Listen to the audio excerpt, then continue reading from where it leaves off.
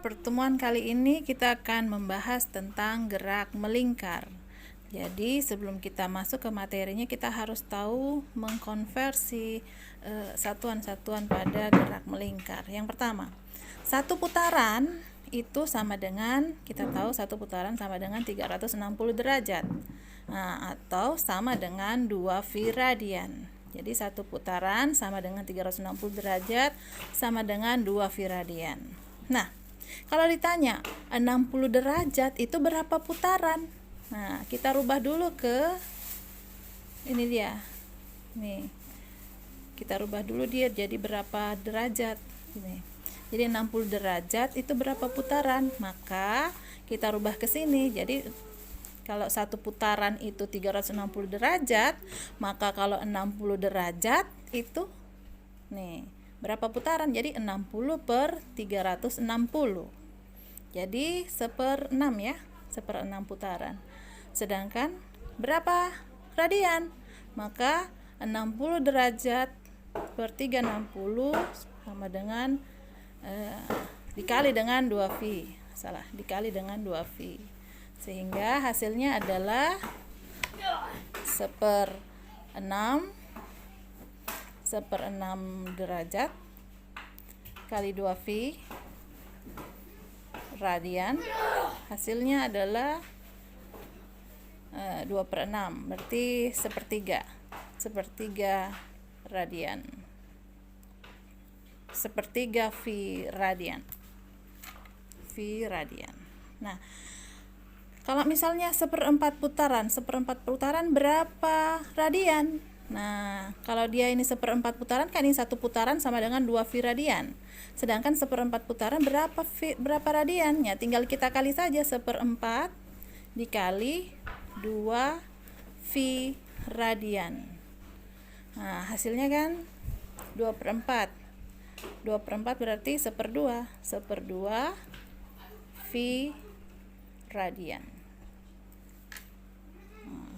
Kalau 1/4 putaran berapa derajat? Nah, 1/4 putaran berapa derajat? Nanti nih cari. Tugas Anda yang pertama.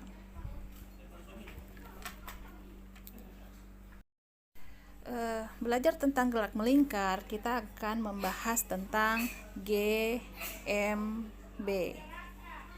GMB itu gerak melingkar beraturan. Jadi yang pertama kita akan bahas tentang GMB atau gerak melingkar beraturan. Apa istimewanya GMB? Jadi besar kecepatan dan percepatannya konstan, tapi arahnya berubah-ubah setiap saat. Nah, contohnya gerakan satelit, gerakan piring hitam. Nah, kemana arah kecepatan dalam GMB? Nah, misalnya ini bumi. Nah, kemudian ini satelit. Ini bumi. Ini satelit. Nah, nih. Jadi ini bergerak satelit. Nah, kemana arah percepatannya? Nah, arah percepatannya adalah ke pusat bumi. Berapa sih percepatan GMB? Nah, percepatan GMB sama seperti gerak translasi.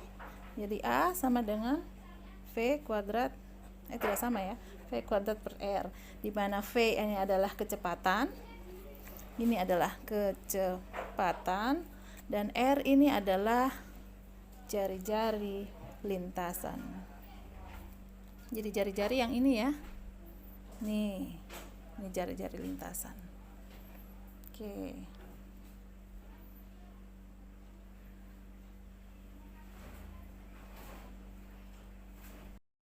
Yang akan kita pelajari pertama pada gerak melingkar adalah gerak melingkar beraturan. Nah, apa sih istimewanya gerak melingkar beraturan? Ini besar percepatannya konstan, tapi arahnya berubah-ubah gitu. Nah, apa contohnya? Ini contohnya gerakan satelit mengelilingi bumi.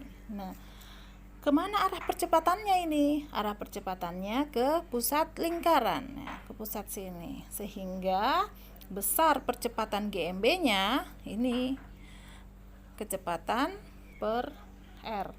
Nah, kecepatan kuadrat berarti kecepatan ini, satelit ini berputar, per R. R itu apa? Jari-jari lintasan ini. Jari-jari lintasan antara bumi dengan satelit. Jadi ini adalah percepatan pada gerak melingkar beraturan.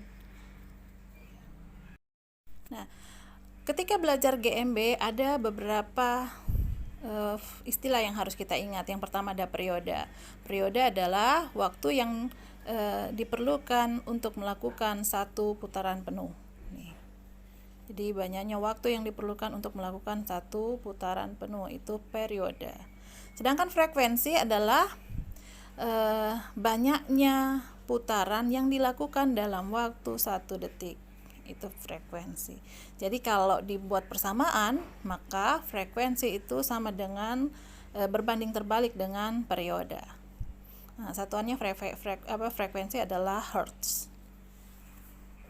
Sedangkan satuan untuk periode, itu satuan waktu. Oke.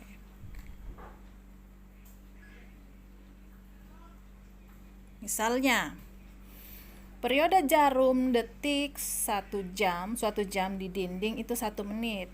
Nah, artinya untuk berputar satu putaran penuh, jarum detik ini memerlukan waktu 1 menit. Nah, itu periode. Nah, yang kedua contohnya, bulan mengelilingi bumi dengan periode 1 tahun. Nah, jadi kita kembali ke pengertiannya bahwa periode itu waktu yang diperlukan untuk melakukan satu putaran penuh. Jadi kalau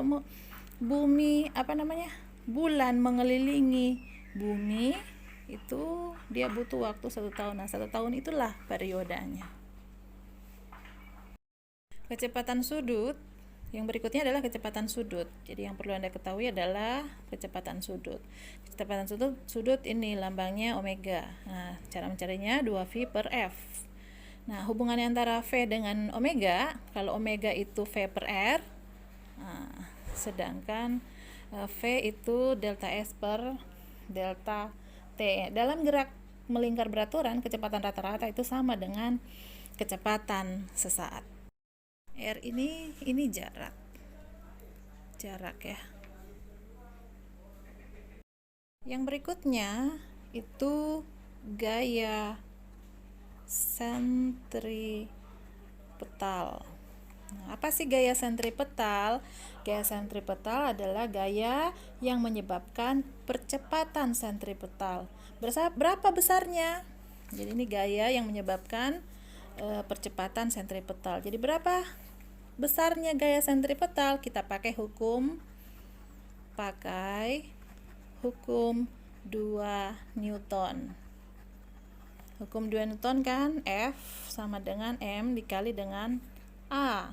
Ini sama dengan mv kuadrat per R. Nah, kemana arahnya? Arahnya sama dengan arah percepatan sentripetal, yaitu ke pusat lingkaran. Gitu. Nah, yang berikutnya adalah gaya sentrifugal. Gaya sentrifugal. Ini gaya sentrifugal ini gaya semu yang dirasakan seseorang ketika bergerak melingkar. Gitu. Jadi contoh, kalau misalnya ke dunia fantasi begitu. Nah, ada main komedi yang berputar, itu komedi putar ya. Itu berputar, itu rasanya itu kayak mau terlempar ke samping kita. Nah itu gaya semu itu kita sebut dengan gaya sentrifugal. Seekor nyamuk hinggap di atas piringan hitam yang berputar tiap menit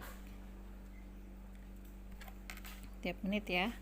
Posisi nyamuk itu 5 cm dari sumbu putar. Jadi ada piringan hitam. Jadi posisi nyamuk itu 5 cm. dari sumbu putar piringan tersebut. Nah, hitung kecepatan sudut dan kecepatan linear nyamuk. Hitung juga besar dan arah percepatannya. Nah, bagaimana cara menyelesaikan? Cara menyelesaikan yang pertama adalah kita cari dulu berapa putaran yang terjadi. Nah, dia bilang di soal itu piring hitam itu berputar 33 putaran dalam ini per menit. Nah, dalam 1 detik piringan itu berputar berapa banyak? Jadi kalau dia dalam 1 detik maka 33 per 60, berarti dia melakukan 0,55 putaran per detik ya. Sehingga frekuensi itu banyaknya putaran yang dilakukan dalam waktu 1 detik, maka frekuensinya itu sama dengan 0,55 Hz. Nah, percepatan yang dialami nyamuk hanya percepatan sentripetal. Nah, ini percepatan yang dialami nyamuk itu hanya karena dia berputar begini ya, hanya percepatan sentripetal yang arahnya masuk ini. Arahnya masuk ke ini kan gini. Jadi dia masuk ke pusat putaran.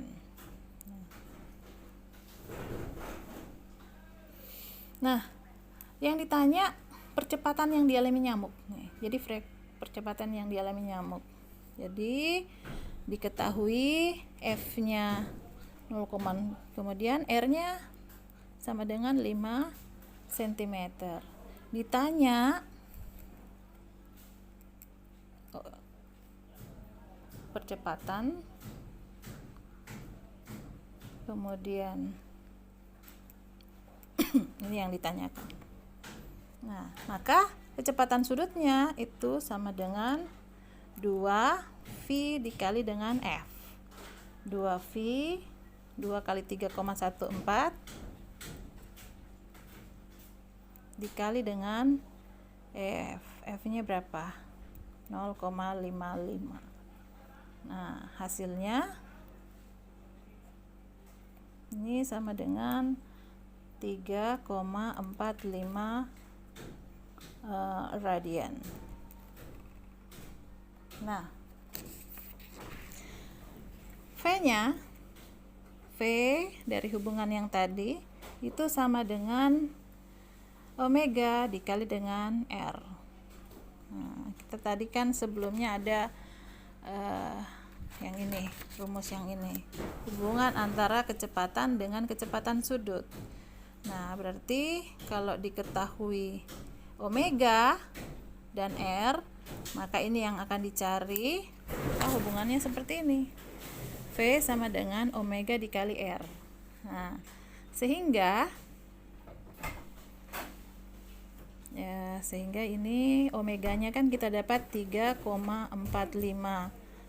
3,45 ini kita kali dengan 5, R-nya 5, maka kita peroleh 17,28 cm per sekon.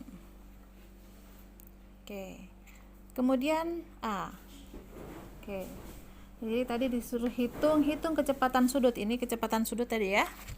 Hitung kecepatan sudut. Kemudian kecepatan linier, ini kecepatan linier. Nah, yang terakhir disuruh hitung percepatan. Hitung juga besar dan arah percepatannya. Nah, ini. Berapa besar dan arah percepatannya? Oke, ini tugas nomor 2.